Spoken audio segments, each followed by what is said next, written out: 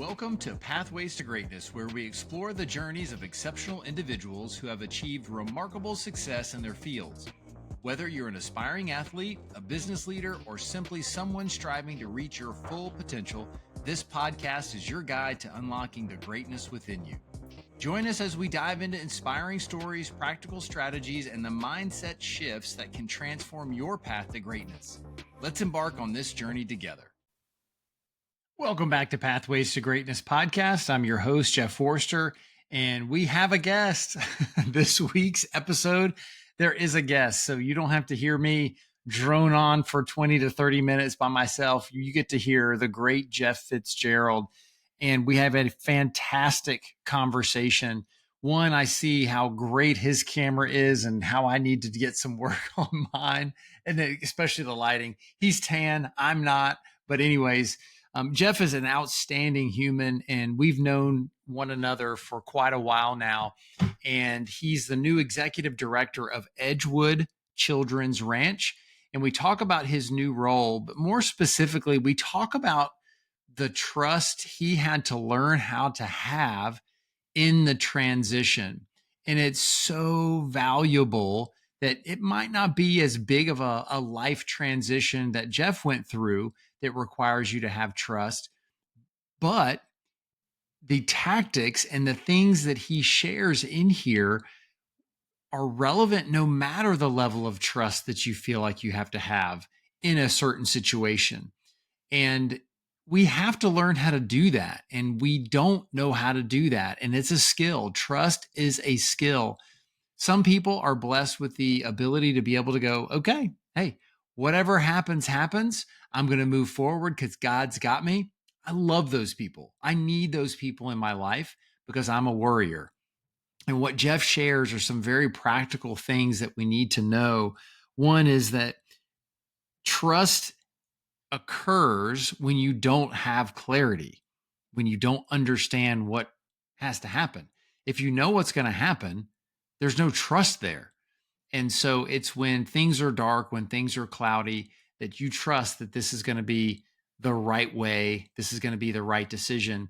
The other thing that we didn't talk about, but I thought of it while we were having the conversation, and it just kept going so many different wonderful directions, is the importance of having people around you. He talks about his wife. He talks about his mother-in-law, talks about his children. And I just want to emphasize, when you hear him speak about those people, I want you to think about the people in your life that add to the trust that you have in certain situations. We need good people around us. We need people that aren't naysayers, but to those people that have trust in God, have trust in the situation, even though they're not perfect and they falter from time to time. I need people like that in my corner to help me move forward and to stay on task when things are looking dark and looking bleak. So without further ado, ladies and gentlemen, Jeff Fitzgerald. So tonight, welcome everybody back to Pathways to Greatness podcast. You have the Jeffs on tonight. Yes. And yes. You may have been like me, Jeff, growing up, as there weren't a lot of Jeffs in school. I didn't know very many. And so, Yep.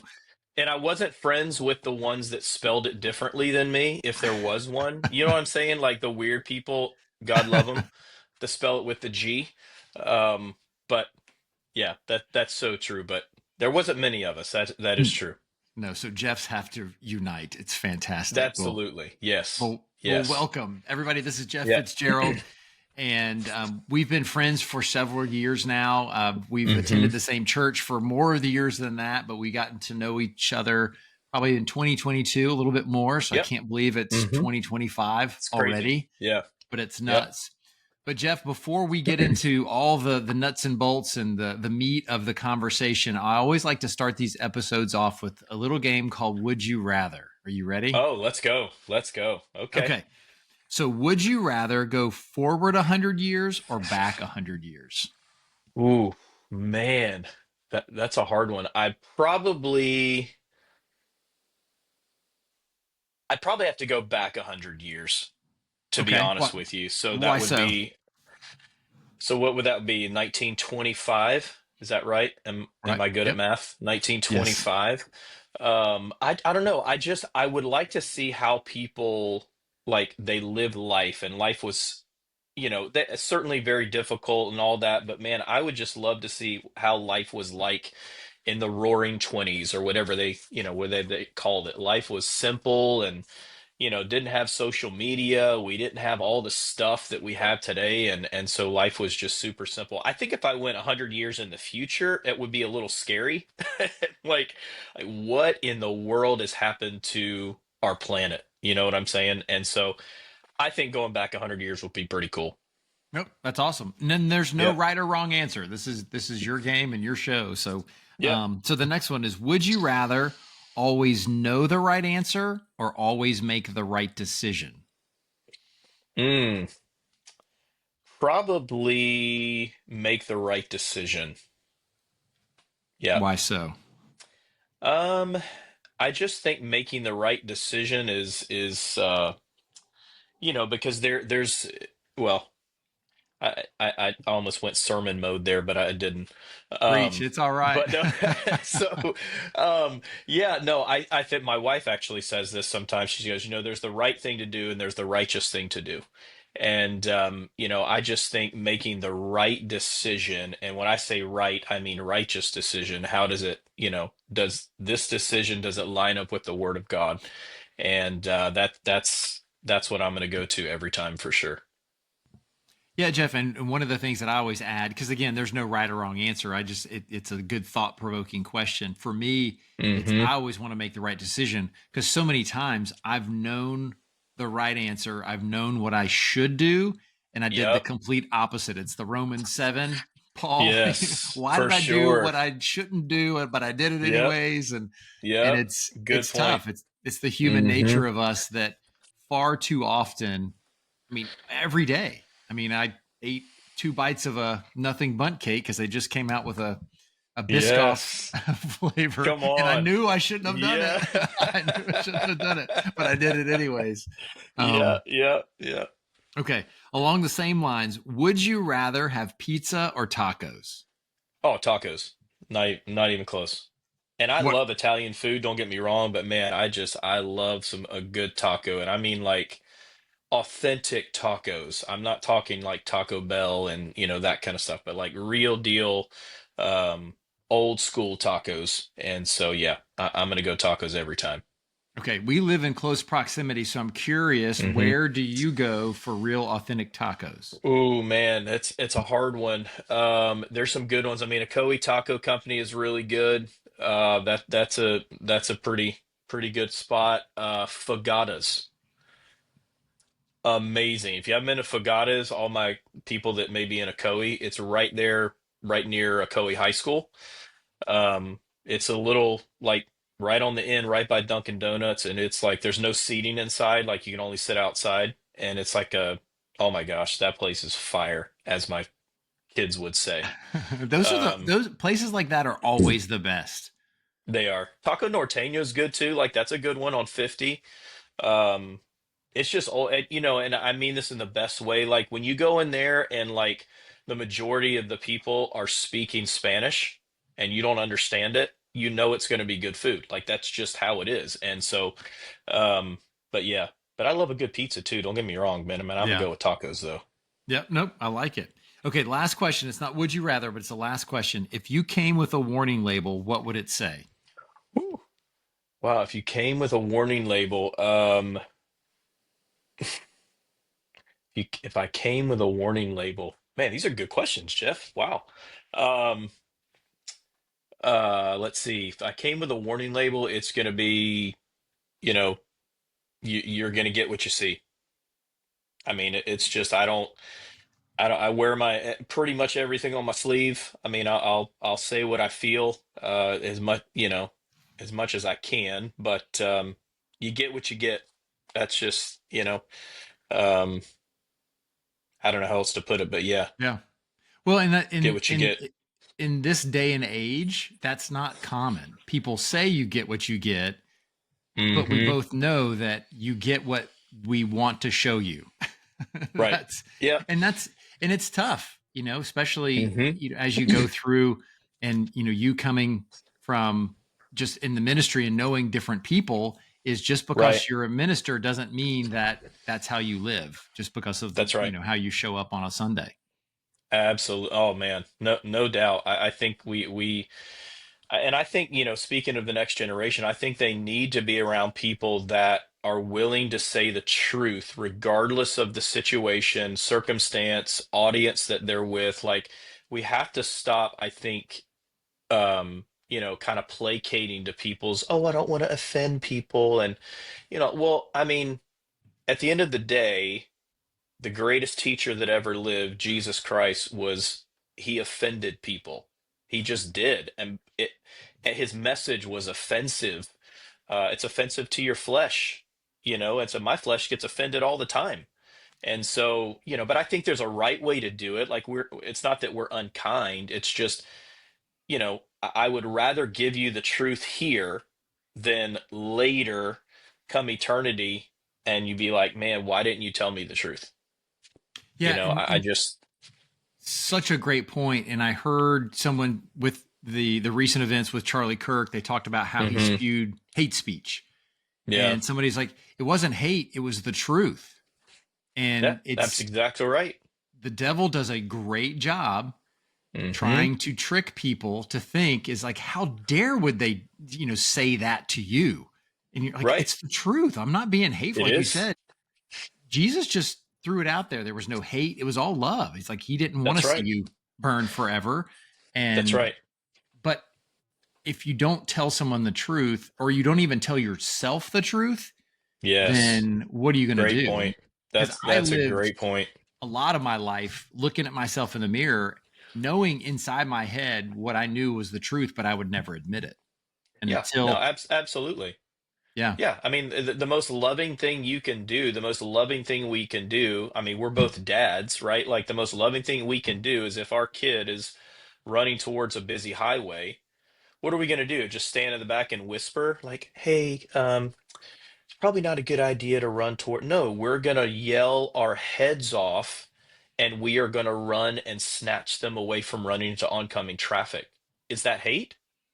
No, that's actually the most loving thing you can do because love, it may be offensive in the moment, but love by its nature, at least the gospel message, is truth. And Jesus himself, I am the way, the truth, and the life. And so, man, I'm like, hey, I'm going to give you the truth. You may not like me, but that's okay. You will not be able to say you didn't tell me the truth or you didn't love me. So, yeah. yeah, exactly. Well, Jeff, the name of the podcast is Pathways to Greatness. And I started it 3 years ago with the idea of bringing on people like yourself to share your story, share, tips and tactics of how to navigate the pathway to greatness. One, because everybody hmm has a different definition of greatness, even though they're similar, they're different. Yeah. And then hmm everybody has a different pathway on their journey towards greatness. And there's twists Right. and turns, lefts and rights. And so ultimately, hmm my goal, again, is to have people like you share stories and share information and wisdom because I don't want hmm people to quit. I want them to Yes. persevere. I want them to be Yeah. resilient, move forward Yeah. because Yeah. we're commanded to do that and That's to right. learn how to give yourself grace and just all of the challenges that are there. For So sure. with all that being said, what would you say your definition of greatness is? I think greatness is, for me, it's not about me personally. For me, it's how did you impact the lives of people that God put around you? And I think greatness is not it's not a personal thing. Like, it's not all about you.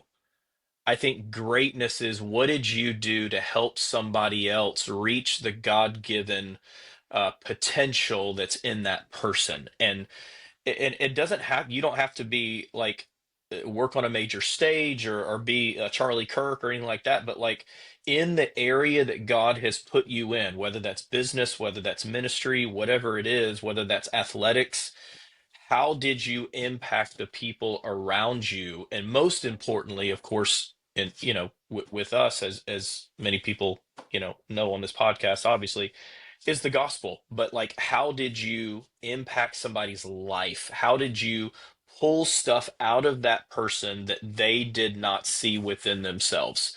And so I think if you're able to do that, I think that's greatness. I don't think it's like accolades or trophies or all of the, and those are not bad in and of themselves, but if you get trophies and just personal accolades for yourself, but you never impact the people around you, I don't think that's success at all. So, but yeah, I think it's more about the people around you. It would be my definition of greatness. Sure, and it's a great definition. And I hope people heard that because it's external. It's not intrinsic of how do I make myself feel good. It's how do you serve Right. others, and that's servant That's right. leadership, which I've seen you Hmm. do for the length of time that I've been around you. And Hmm. it's not easy because there's a lot of sacrifice, there's a lot of Sure. boundaries that have to be set.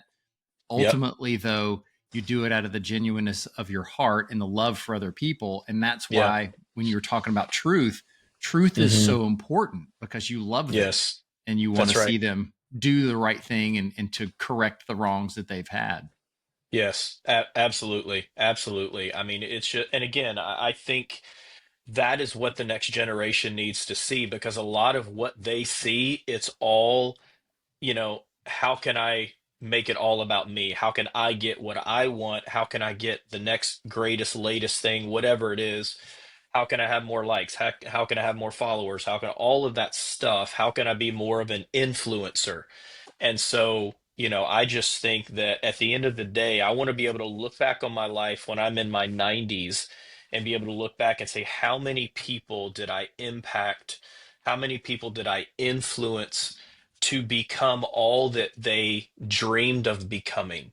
And did I play a part in that? Did I, water that seed? Did I, whatever it is? And so I think that makes for a successful life at the end of the day. Not how many trophies or whatever. I mean, I played sports my whole life, but it's, you've got kids that play sports, so you get it. But at the end of the day, it's not about that. Ultimately, it's man, how did I affect other people's lives? Yeah, it's Jared Allen. I don't know if you got to see his Hall of Fame speech when he was inducted.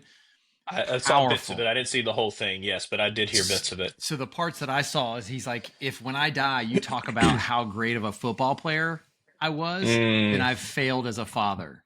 that's so And good. I'm like, Yeah. oh man, because how many people would stand up at his funeral and just Mm, talk about his football? And yeah. so that's called purpose. It's Yep. his pathway to greatness is I want to be known as a good dad, a Yep. faithful believer.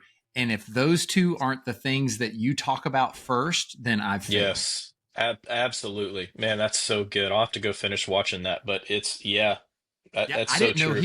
I didn't know he was that kind of guy because I only ever saw the football side of him. Yeah, oh man, he was ruthless. Yeah. And I think that's it also goes back to what you had shared earlier about this generation. And this we always say this generation, but if you think about it, I'm in my 50s. I see people in their Hmm. 60s and 70s on their phones, on social media. They Oh yeah. care what they see. They fall victim Hmm. to the clickbait that are there. For And sure. everything's curated for them. And the genuine nature of having a conversation that you would in the 1920s would is Yes. different than now. Having Oh my just the gosh, sense of yes. neighborhood, the sense of family, all of those things to come together are so Hmm. critical to our success. Yep. Yeah. No, absolutely. Yeah, it's so true. I mean, it's, to your point, I mean, it's too many people they keep, and I probably shouldn't say that. I need to get better at saying it. They keep saying the next generation, like it's actually this generation. It's like they're here. You know what I mean? It's like they're not still coming. No, they're here. Like they are in full force. Maybe whatever the next one is, Gen Alpha or what, I don't even know. They change every week. But yeah, I mean they're all doing it, but I think it's so important if they can have more role models, guys like Jared Allen that can say, look, this is actually what success is. We need to redefine it. It's been defined so small, like it's only this. If you're the best at your sport, if you're the best in school, if you have, if you're valedictorian, if you get picked for everything, and I think we need to redefine what success is and what greatness is, so that the generation that's watching us, and they are watching, as you know, I think is huge. It's vital that we have more people, more dads, more husbands, more fathers that say, "Hey, this is," and showing our kids, But I think also at the same point is we need to, and I'll share more about this later, and if we get some time, but I think it's important that our kids hear that we're not perfect. I think it's Preach. important that our kids hear that dad doesn't get it right all the time. I think our kids need to hear, hey, dad gets scared sometimes. And they need to see that vulnerability. Now, does that mean that I'm going to share everything with them? Of course not. But I am going to show them that um, you know, there is a power in admitting your weakness and admitting that, look, there are days when I really don't know what I'm going to do. And that's so comforting for them. You would think it would be the opposite.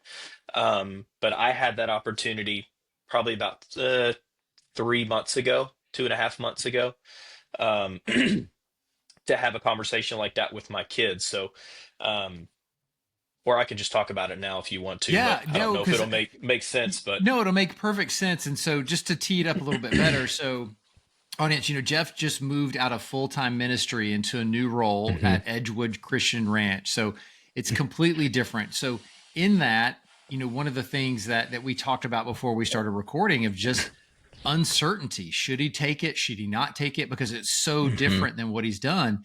And we've yes, all faced challenges and potential opportunities or just shifts, yes, changes that yep, we didn't know what to do and how to go forward. And I think this is a yeah, critical point that yeah, if you have a piece of paper or if you just want to mark this down, that you can remember to come back to this because we all face this. And what Jeff's going to share is yes, going to be vitally important to how you can look at things maybe differently based hmm on what Jeff's experience were, and then figure out, is there something that you're not doing that you should do because you've been afraid? So hopefully that teed it up pretty well for you, yeah. Jeff. No, that does, yeah, for sure. So so let's see.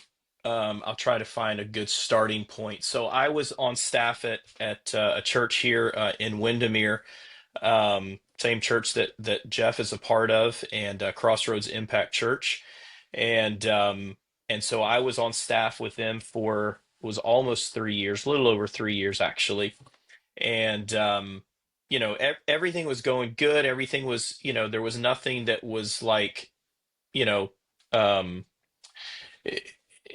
there was no like a big reason that I should leave necessarily. I mean, there was, nothing toxic or anything like that.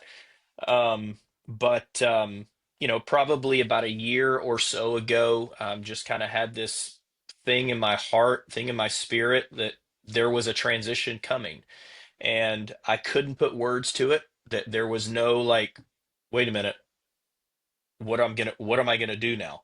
Like there was none of that. It was just I needed to process it. And of course, processed it with the Lord, and processed it with my wife, and processed it with my boss at the time, which was Pastor Ralph, and really good conversation. And one thing led to the next, and ultimately, um, the position with Crossroads ended the end of June. That's what the elders had decided, which we were completely okay with. That's what we all agreed upon. So it was a smooth transition, to say the least, for sure. But anyway, so my position ended the end of June. Well, it just so happened that our lease was up the end of June, and we had to make the decision, are we going to sign the lease in faith, or are we going to start packing up and leaving and looking for another place? But mind you, I didn't have any income coming in past June 30th. And so I'm at that crossroads, crossroads. Um, I'm at that crossroads of like, Lord, I want to trust you, but I also know that you're a God of wisdom. And so I really had to navigate that through prayer. I mean, my prayer life, Jeff, I'm telling you, like, the end of, I mean, I've always had I think a really good prayer life. Like prayer is something really, really important to me. But when I say my prayer life went to a whole nother level, um, all of June and all of July, I mean, I was like on my face before the Lord in my prayer room, like, God, I don't know what I'm gonna do. Like those kind of ugly prayers, those ugly, cries that you don't want anybody to see you. And so that's when it really got real for me.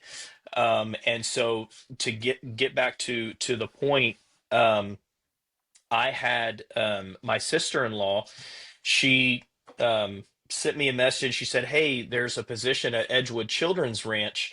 They're looking for their next executive director." And I heard the word executive. I'm like, I'm not an executive. Like, that's just not me. I'm thinking in my head like business analyst, like somebody that just wants to look at the numbers and, fundraise and all of that. And so I said, no, it's not for me. It just wouldn't fit. And so just kind of brushed it off. And it was probably a week or two later, my wife went out on a prayer walk, and she came back and she walked in the door, and those kind of looks when your wife looks at you like you need to pay attention to what I'm getting ready to tell you kind of look. And so she looked at me and she said, "Hey, um, I believe the Lord shared with me that you need to apply for that position." Like, what are you talking about? She said, with Edgewood Children's Ranch. I said, really? Like, are you serious? She said, yeah, you need to apply for us. I'm like, okay. The two best words for any marriage is yes, ma'am. And so I was like, okay. So I applied for it and got everything in within like 24 hours, which was not normal, um, from my understanding. And went through the whole process, went through the interview, very long interview, like started it um, like the late June, first part of July, right around July 4th weekend, but didn't hear anything for a couple of weeks. So you're just kind of thinking to yourself, um, you know, all right, well, God, this is not your plan, not what you're going to do. But probably about a week or so before that, um, application process, I remember calling my kids um, downstairs, and I had a conversation with my wife, and I'm like, I need to be vulnerable with my kids. Like, I need to share with them what I'm going through right now. They need to hear it. And so, and we pray together as a family. Like, that's a normal rhythm for us and a normal routine. We don't, not all the time. We're not a perfect family by any means, but I remember calling them down, and man, I was just broken, man. I was just in tears, and they knew something was up, and I just shared with them. I said, "Look," I said, "I'm going to be honest with you guys. Like, I don't know what we're going to do, but I do know that God's faithful. That's part I do know."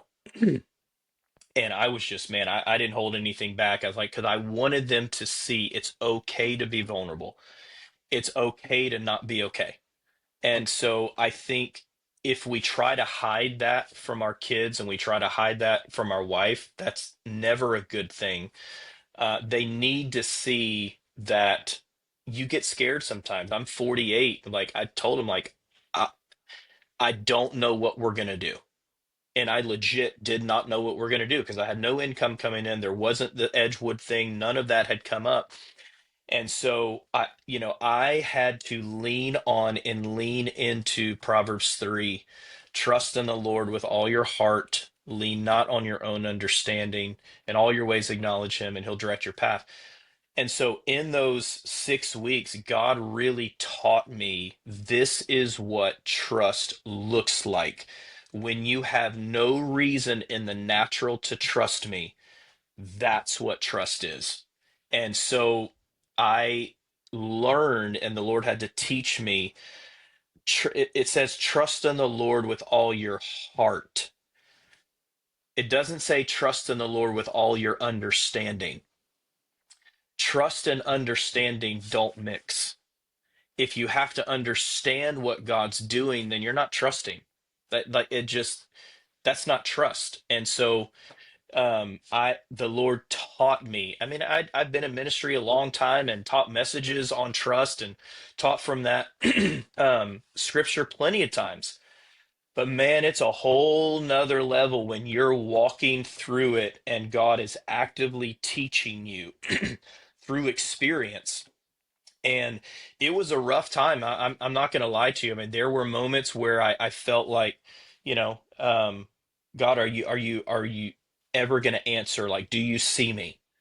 And these were my real prayers to him. And I think that's what prayer is. Prayer doesn't have to be, these perfect little theological words and church words and all that stuff. And yes, it needs to be doctrinally correct. That's not what I'm saying. But it's a conversation with your dad. And that is what prayer is. And so there's probably somebody that's going to be listening and maybe this is encouraging to you. If you're going through a season where you feel like I'm praying, but like there's nothing happening, trust me when I say this, it's more about what God is doing in you than what's happening on the outside. And that's really the essence of what I had to walk through. God knew I had to walk through those 2 months of, I have no idea what we're going to do. And on the inside, it's like a duck on top of water. It's like everything good on the outside, but on the inside, my mind I had many sleepless nights. Um, but but I had to be honest with my kids. And Jeff, man, it was the coolest, one of the coolest moments, sweetest moments as a dad I've ever had in my life with my kids. And just pour my heart out, and they came around me and placed their hands on me and prayed over me. And like, you want to talk about being like just a mess. When your kids pray over you, that's a whole nother world, man. Like, it doesn't get much better than that. And they prayed honest prayers and they cried with me. And I think that was huge for me.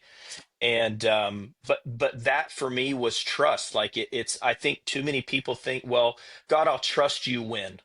I'll trust you if. I'll trust you when I see this. And God's like, okay, you haven't passed the test yet, and He will keep getting putting you through things in order to make you stronger. It's like He does those not because He's punishing you. No, He wants you to grow. It's like if I mean, it's like if somebody went in the gym, it's like, well, I'm going to join a gym and my goal is to lift a 5 pound weight for 12 months and I'm going to get stronger. You're not. The only way you get stronger is resistance. And that's universal in lifting weights and growing muscle. You have to have resistance.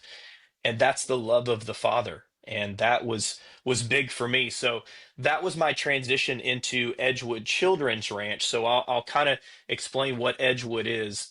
But so Edgewood Children's Ranch has been around for almost 60 years. I mean, it's a ministry that it is a residential home for children anywhere between the ages of like 11 all the way up to about 16.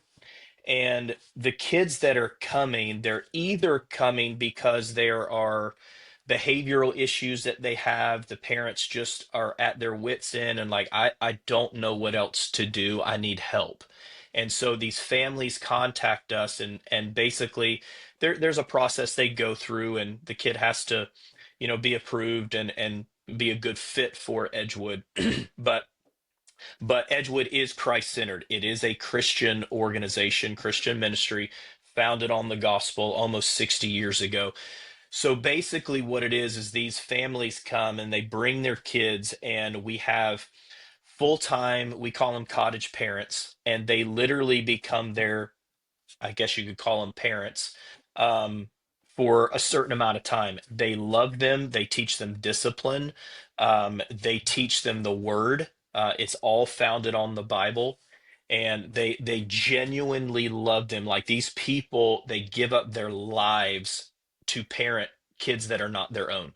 And it's the most beautiful thing to watch. these kids come and these kids see, because a lot of these kids are told that they're not valued, they don't have any worth, they're going to be stupid their whole life, they're never going to amount to anything, you're just a problem child, and you're never going to get together, you're going to be in juvie by the time you're 17, and they're just never given a chance. But Jeff, I have watched, and I've only been there for 2 months. I have watched these kids come in, and you can literally see their countenance change simply because they are seen, they're valued, and they're heard, and they're shown the love of Christ. And so they teach them discipline, behavior modification, that sort of thing. I mean, they teach them everything from how to make a bed, how to fold their clothes, how to do just basic stuff, to teach them to get. And the whole point of the organization, the goal for us, a win for us, is to get them back to their family. Their family is broken. Our goal is to get them and to get them back to their family so their family can be healed, so their family can be whole. And so, so I get the opportunity. I'm the executive director. So my role is more oversight, with the vision, with the direction of the ranch. It is, I kind of lead the staff as well. But they lead the day to day, and they do a phenomenal job. And then the other part of my role certainly is to raise funds for it. We don't take any government funding. It's all privately funded, and donors that have been giving to the ranch for almost 60 years. And so it's incredible. It's right there in Metro West in Gotha. I've been here for over 25 years, never knew it existed.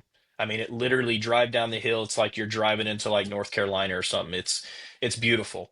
110 acres, fully paid off, debt free, piece of property, and it's just been amazing, man. It's still ministry, but you get to love on these kids, and again, get them back to their families. Because if we can get the family whole again, I think that is a massive step in the right direction to bringing overall healing to our country, and to the world. So that's just kind of a snapshot of what I do. But yeah, it's Edgewood Children's Ranch, right there in Orlando. So it's been amazing. No, that's awesome. And thank you for bookending or just really tying those two together. I was going to interrupt you, but then I thought, you know what, I'm going to let you go. And what I want the audience to pay attention to is what Jeff said prior to explaining what Edgewood was, about authenticity, about being vulnerable, about showing people that you don't have all the answers and don't understand, and Yeah. how important it is to our kids. And then think Yep. about the transition that he has now going into this role as an executive director at Edgewood, where, you don't necessarily compare, hey, I don't know what I'm going to do with my job, with a parent who's so lost because they've lost control of their child. But he can relate in the sense of, look, you've got to be authentic. And then the kids have to see you be authentic. And so if you hadn't have Yes. gone through that, you would have been okay to be able to be the executive director. But Right. now Yeah. what it feels like. You can be authentic to that young person that comes in and say, look, Yep. man, some days I don't know what I'm doing. And now all of a Yes. sudden they think that they're supposed to have all the answers, Hmm. because society is telling, I know for my kids, you have to know what you want to do for the rest of your life by the time you're a freshman in high school. Yes. You're Right. 14 years old. Right. And Yeah. then as they get into their senior year, then what are you going to do? What are you going to major in? And I'm guilty. I ask those questions. What are you going to do next? Hmm. 1925, they were 14. They were working. There wasn't an option to think about all Right. those things. And then they developed. Hmm. Yep. The pressures are just so different now. And Yes. having you gone through that fire of refinement that Yep. God put you through, that we all have Hmm. to go through, and like you Yep. said, is that trust isn't a factor when you know the outcome. That's right. That's right. And as believers, we know the eternal outcome that we're working towards, which gives us peace. But in the moment, Yes. we're still human, man. Yeah. and Yeah. and there's days that, and I'm glad you shared that, because there's days that I go in the garage and sit on the weight bench and cry, because I Yeah. genuinely am like, I just think I'm a horrible dad right now. I don't know what I'm doing. I don't know what's going on. And somebody told me, like, Yeah. you need to tell your kids that, not that you're going to make Yes. them feel guilty, but to do what you said, Jeff, is just to say, hey, look, man, I'm 52. I don't have all the answers. I had a Yes. big career shift, 4 years ago, and I Hmm. still feel like I'm lost and don't know what to do. Yeah. But it just comes Yeah. down to, how do you get through it? And I know that the four Yes. years, it would have been nice if it was 6 weeks like you went through, Yeah. but it's been just, I think, I know, not even I think, I know God knew, he knows Yeah. how much time it's going to take to get me where he wants me. And I Absolutely. have to just take a deep breath and go, I hope it's Yes. tomorrow, but if it's not, Yeah. I'll just keep Yeah. going. That's right. And that's a part of, at the end of the day, like it's a relationship. And God knows what he's doing. But in that moment, to your point, it literally feels like you're walking on fire. Like it hurts, like it burns. I never want to downgrade like the emotional weight that people go through when they don't know where their paycheck's going to come from. They don't know how they're going to pay their bills. They don't know, all of these unknowns, and it's hard. But that's the beauty of the Lord allowing us to go through things that we didn't plan for. That happened to us, years ago. Um, I had to resign a position coming from South Florida, and after being there for 4 months, and we left. And you want to talk about feeling like a failure, and like I failed my kids, I failed my wife, all of that stuff, and like those are real things. And I think the more that we can be, and I think the more we can do it when our kids are, you know 11, 12, 13, and appropriately, right? Like, I'm not saying we share everything with them, but you know if you want a better relationship with your kids, be vulnerable with them. That they need to see your heart. They don't always need to see that he's dad and he's the one in authority, and like, and that may be true, and it is. But it may be that there's somebody that's like, man, my kid just won't talk to me. Well, do you talk to them?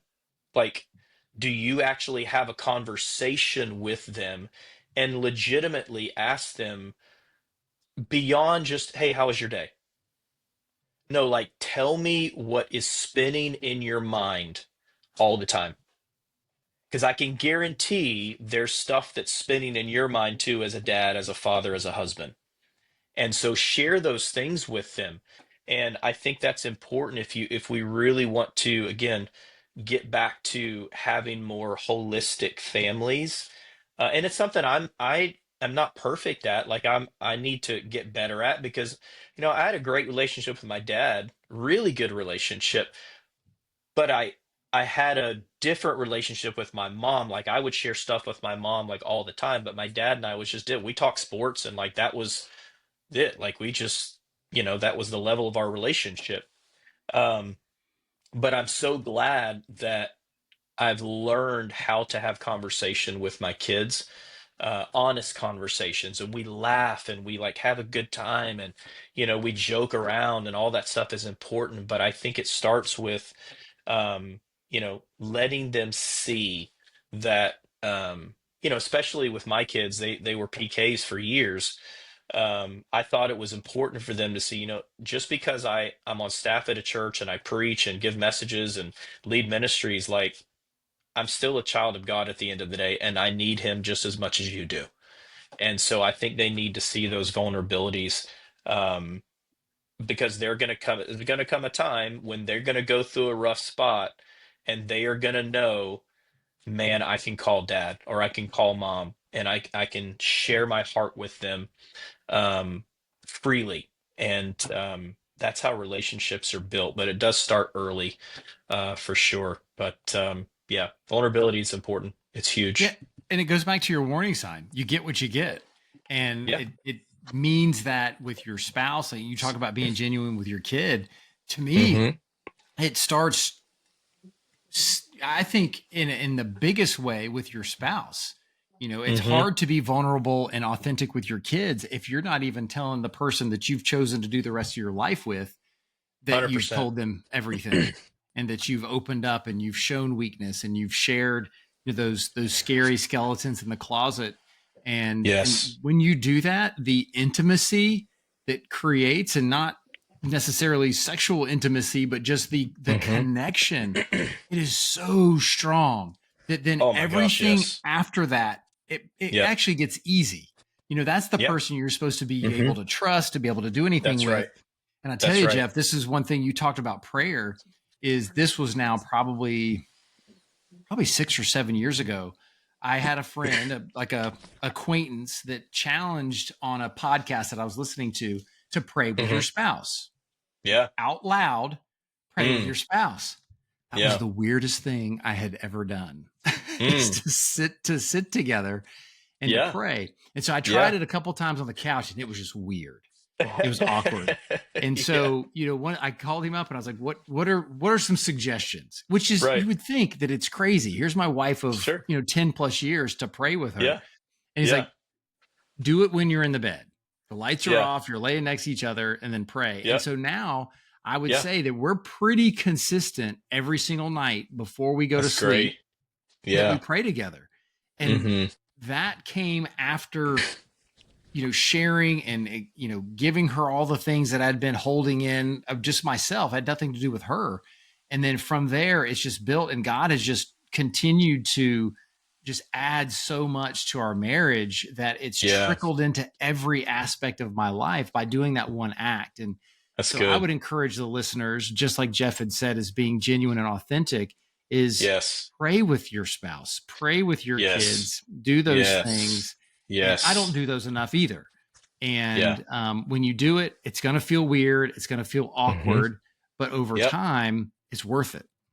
It is. It is. And it's so important that, to your point, that our kids, I wanted to make sure this was not a prideful thing, but like I wanted to see, I wanted my kids to see me pray. I wanted my kids to see me in the word. I wanted my kids to see me developing a relationship with the Lord outside of my roles as pastor at the time. And so, it ultimately they're gonna follow what you do. They're not gonna follow what you say. We could say it all day, but our kids will follow what we do. If they see us in the gym working out and they see our consistency, they will join. And ultimately, our kids did. My wife and I worked out for a long, long time without our kids, and then our kids just kind of slowly but surely now they are in the gym as much as we are, and like they are developing their own journey of health because they saw us do it. And so, but it's the same on the spiritual side too. Our kids need to see us developing a relationship with God. They need to see us. If you have a prayer room, if that's what you do, um, you know, get it. Like I would encourage you, if you don't have a prayer room, get one. Make it your closet. Like push your shoes off to the side, go in there, close the door like that. I that's what I did, and that one thing has changed my life. The whole, when you pray, go into your closet, shut the door, and your Father who sees in secret will reward you openly. It's what we do when nobody's looking. That's huge, and it helped me. I mean, I did grow up in a Christian home, but like the act of praying, like in praying in a closet, I really learned that from my mother-in-law. Like she is a literally on her face before God every night, has a prayer closet, like all of that stuff she has for years. And so I'm super grateful for her teaching me the value and importance of prayer. Um, and so for me, like I said, I think I said it at the beginning, prayer for me is foundational with everything. But anyway, yeah. Yeah, and it's good, as we talked about at the beginning, about pathways to greatness, and as you Hmm. go, it's that constant reminder of trust. And it could Yes. be a mantra. And I shared with somebody the other day, and I'm pretty sure, I know I shared it on one of my episodes, is I've adopted the mantra of be still and know that I am God, when Yes. my anxiety flywheel is spinning out of Yes. control, I just start Yes. repeating that. And something that came Mm-hmm. to me just today on a walk is I need to say that when things are great, because it's the Mm. same thing whether I depend on him when things are bad, but it's also when things are Yes. great is be still and know that I am God. I need to be still and Yes. know that he's the one that's doing this stuff for me. It's That's not right. me. And that was, Yes. but I needed that be still and know that I'm God to get me through all my anxious Mm-hmm. moments, to see that he's also there in the good moments. Yes. And we know that he is, Absolutely. but I like now that I've adopted that phrase no matter That's good. what's going on. That's good. Yeah, it's it's there was a book that somebody gave to me years ago. Um, gosh, the book is called Ruthless Trust, and it's by a guy named Brett Manning, and it's one of the best books I've ever read on the subject of trust. It's you can find more about Brennan Manning on time here, but the very opening of that book, he tells a story of a guy that goes to Calcutta, India, businessman in a restaurant, and just so happens that he comes upon Mother Teresa and starts having a conversation, and he asks, she starts talking to him like, "Hey, how can I pray for you?" That sort of thing, and and he looks at her and he says, "Well, pray that the Lord gives me clarity. Pray that the Lord gives me, you know, um, the answer to what I'm praying." But basically, it was pray that the Lord give me clarity. And she looked at him, and in the book, she says, "No, I won't pray that you get clarity because clarity is not trusting God. But what I will pray for is that you trust God." And so that was just such a resonating thing for me when I was going through, and that book was brought back to my memory when I was going through this season of trusting God. Clarity is not what we need. So if you're going through a season and you just feel like, man, God, I need you to show me, show me what is going to happen. Like, give me some clarity, give me some understanding. And the most loving thing God can do is to not give you clarity because he's teaching you what it looks like to trust him when everything around you is crumbling, your whole life is crumbling, and nothing makes sense. It's in those moments that you'll be able to look back 20, 30 years down the road and say, that's where God taught me um, practically what it looks like, not just reading a scripture. And that's good.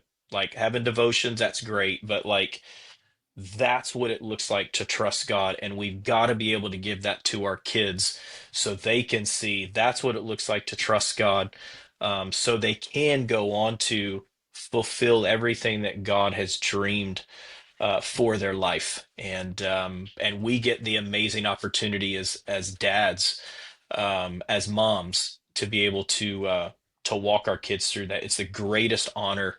Um, that there ever was. And I know you know Sure. that you're a dad, so it's incredible. A great reminder.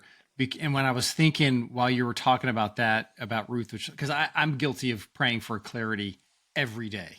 Oh, same. Yes, both it's, hands up. it's like, Absolutely. I just want a neon sign. I need a burning Yeah. bush, just something Yep. that's very visual. Right.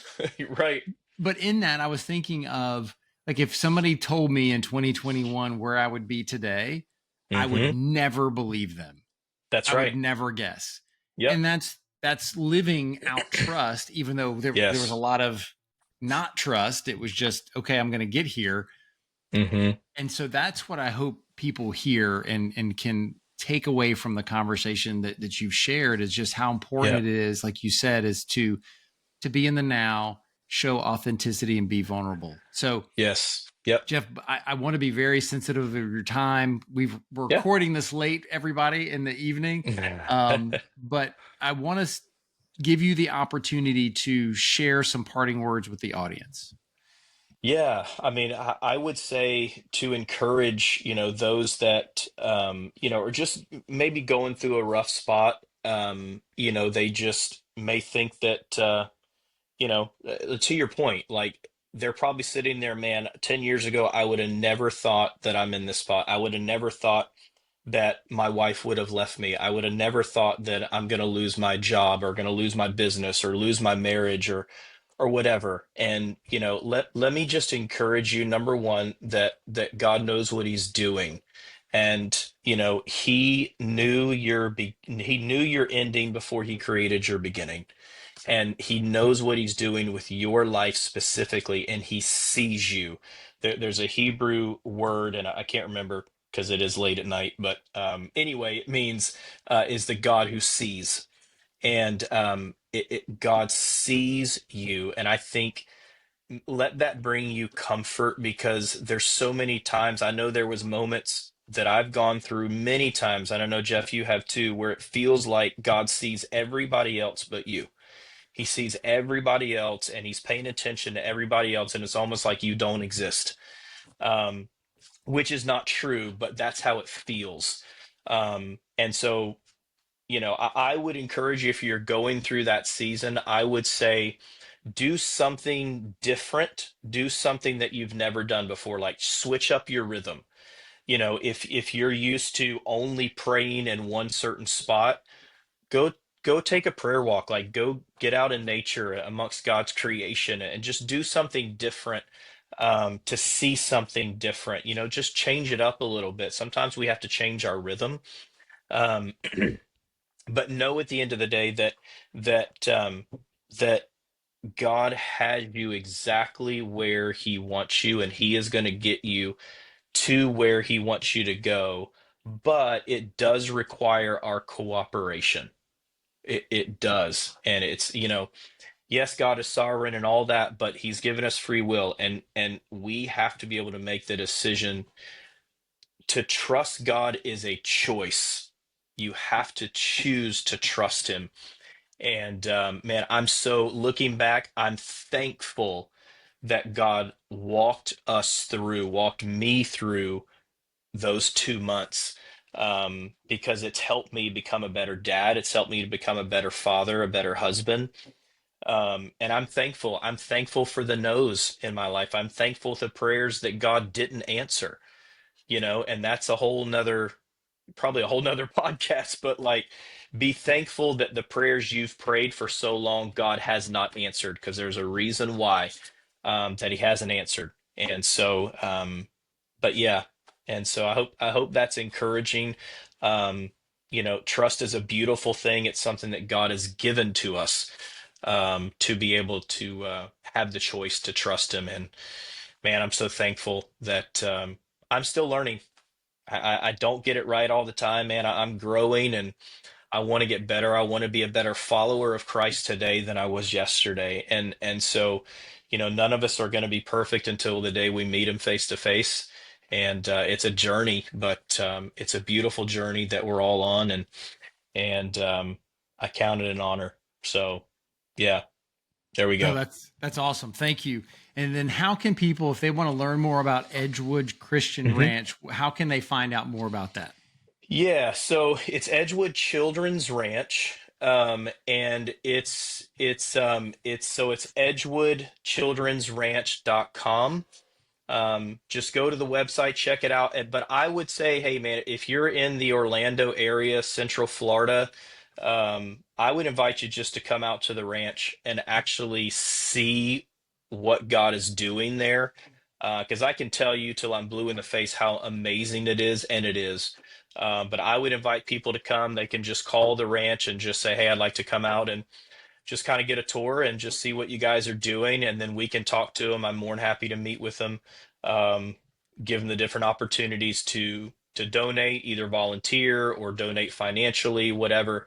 Um, would love to talk to you, but that's the easiest way. Just check the website out. There's some videos on there they can see and see the history of the ranch and that sort of thing. But God's doing some pretty cool stuff there, and I'm super excited to be a part of it.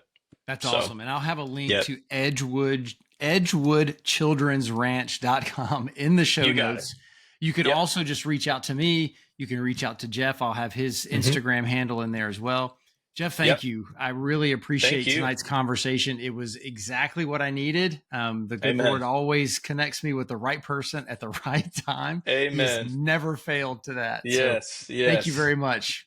Yeah, man, you're welcome. Thank you. I appreciate it, and thanks for the opportunity. I enjoyed it. Yep, no problem. Well, everybody, Jeff, you hang on just one second, but everybody, Jeff Fitzgerald. Thanks for joining us on the Pathways to Greatness podcast. We hope that today's conversation inspired you to take steps towards your own greatness. Remember, every journey starts with a single step. If you enjoyed this episode, please subscribe, leave a review, and share it with someone who might benefit. Actually, share it with 3 people that you might think it might benefit.